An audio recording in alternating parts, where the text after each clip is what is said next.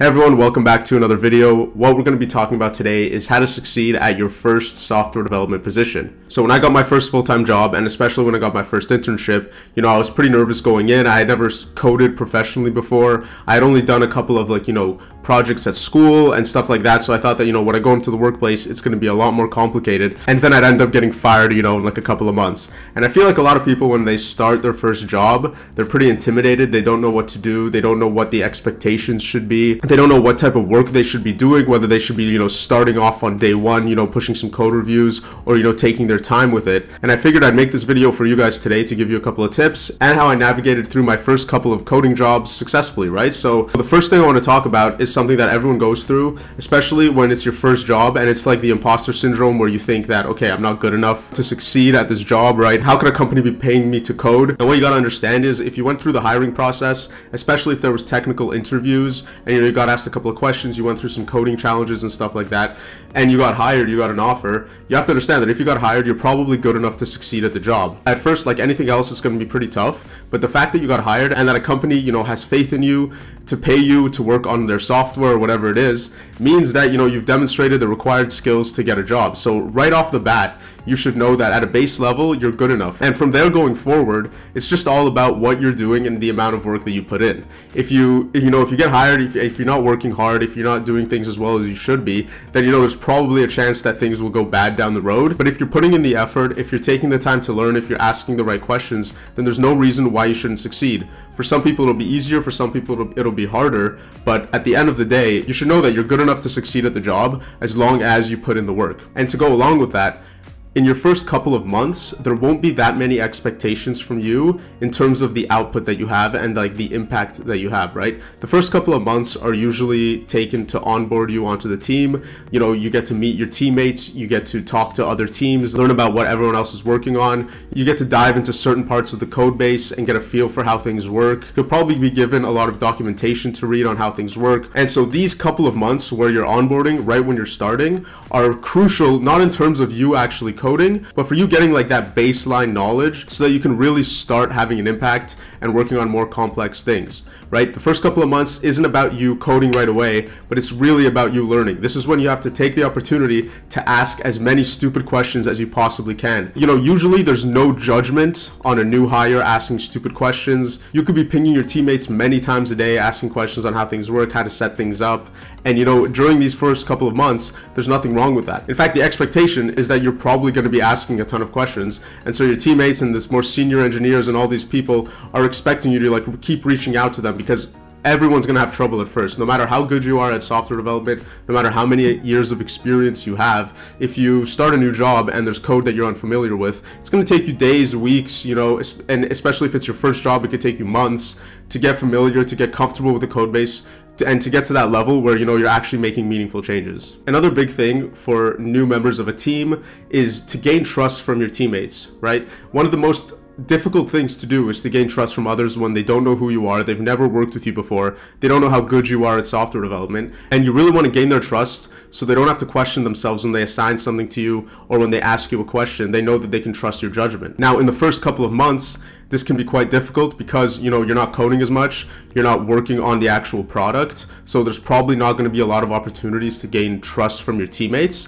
but there definitely are opportunities. You can dive into the code, share some knowledge that you've learned, do like a knowledge sharing session with your team, for example, and just display that you understand how things work, and your teammates will see that, they'll ask you questions, you can ask them questions, and basically develop a good understanding of the topic that's being covered, right? There's a lot of opportunities for you to gain trust, and I really want to emphasize that that's one of the most important things when you're working on a team of software developers. You want to gain their trust so that everyone can trust each other. No one's afraid to assign tasks or work with someone because they're incapable of doing something. Another thing you can do is talk to your manager, ask them how to succeed at the job, ask them specifically what the expectations are, and probably set up a recurring meeting with your manager, maybe weekly one-on-ones where you can discuss what you've worked on, what the expectations are, where you've been blocked, and learn from each one of these sessions, so going forward you're blocked less, you know what to work on, and you kind of have a better idea of what you should be doing. Having these meetings with your manager, being completely transparent about the work you're doing, is a great way to, you know, gain the trust of your manager, because they'll know, you know, you're transparent, you're not bullshitting about anything, and that they can trust you to, you know, be truthful and honest when you're working. And, you know, along with talking to your manager and getting to know them, what you want to do, especially if you're working at a bigger company, for example, is talk to teams that are adjacent to you, right? Talk to teams that are working on the same things as you are, or products that, you know, work with the product you're working on, and basically get to know them as well. Build some sort of rapport with people outside of your team, because that just helps you build better relationships. It helps you learn different parts of the app. It'll make your life easier down the road. If you end up working at this place for a long time, other teams will know they can trust you as well, and you can kind of, if you have questions about how other things work and you already have a relationship with someone, you know, it's a lot easier to ask them and, you know, have a chat or have a call or a meeting or something when you know the person and, you know, you keep in regular contact. And to go along with that as well, you know, you want to have good contact, good communication with your team in particular, because you guys are going to be working together every day, right? Every day you're going to be updating each other on what you're working on. Most times you're going to need their help, or you're going to have questions to ask. So you want to be talking to your teammates as often as possible as well. And it just, you know, helps build a better rapport within the team, a better team morale. And when everyone's talking, everyone's communicating, and you have like a good relationship with all your team members, it just generally makes the workplace,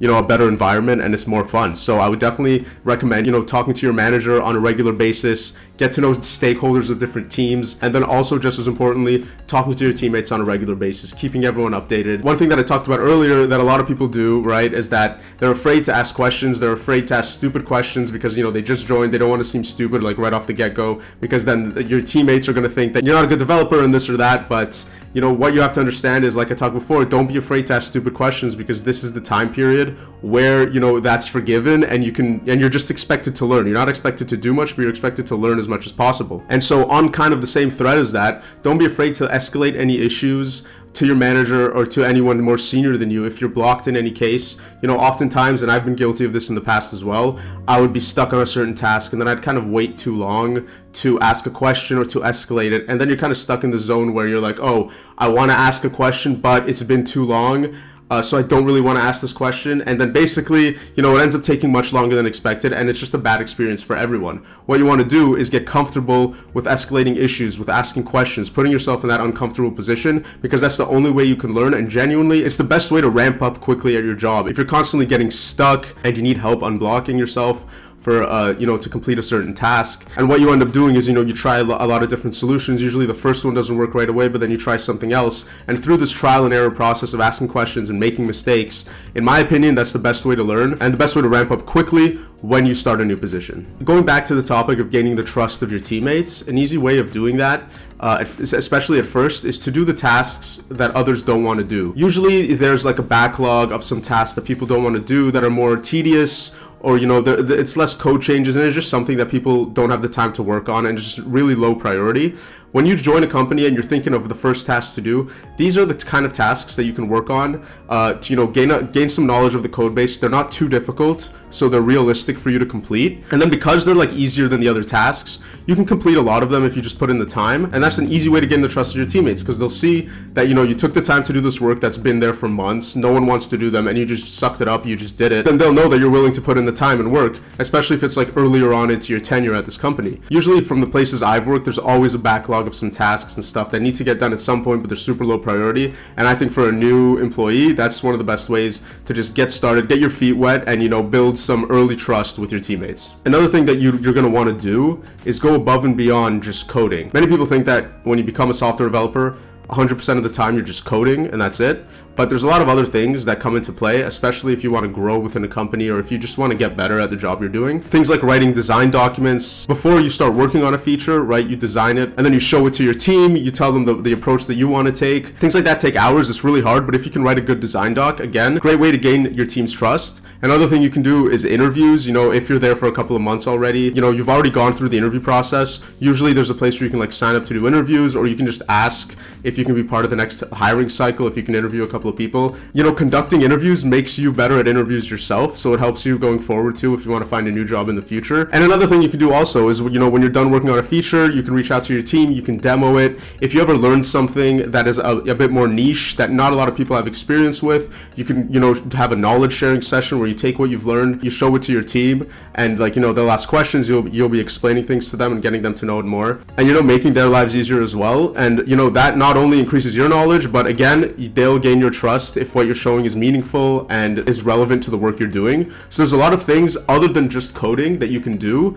to succeed at your first coding job. And I would recommend, you know, doing your own research and seeing what other things you can do. But these 3 things are kind of off the top of my head what I would recommend that you guys try, especially things like design documents. Usually to get a promotion at a company or something like that, they'll want to see that you have experience writing design documents and actually designing features. So doing that kind of stuff and getting good at that will only help you down the line. And to go along with that, you want to get a good knowledge of, you know, one certain topic of the work you're doing, one certain niche area of like the app or the code base, and you really want to be the go-to person that people can ask questions to. That's another great way to build the trust of your teammates. And guys, one of the reasons why I'm talking so much about gaining the trust of your teammates is because I think that that is the most important thing that you need to do when you join a company. No one wants a teammate that you can't trust, and so that's kind of the hardest thing and the thing you have to get over the quickest, and maintaining that trust is just as hard too, right? So I'm not talking about, you know, just doing that and then not doing anything else later. You want to start with that and then keep up the momentum. Another thing that's also helped me a lot that I, like, surprisingly enough didn't do when I just became a software developer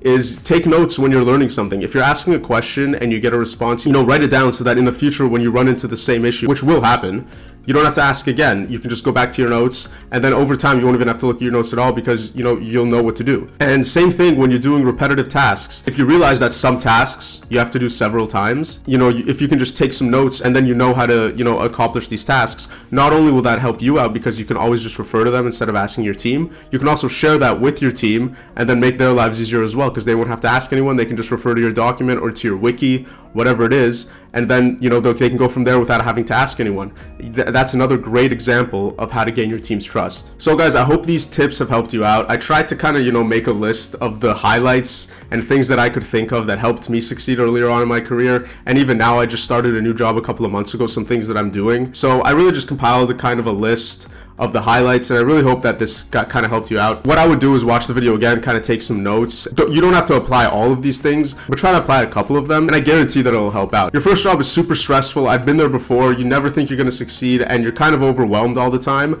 but you just got to go through it, and if you keep working, keep asking questions, eventually you'll realize a year has gone by and that you're really comfortable with the job and you know what you're doing, and you'll be ready to learn more and take your career to that next level. And guys, that's the goal here, for all of you to become successful software engineers, and I really hope that this video will help you get there. So leave a comment down below if you think there's something I missed, or if there's anything you disagree with. If you enjoyed the content, feel free to like and subscribe to the channel. I would greatly appreciate it. And as always, guys, have a good day and enjoy your coding.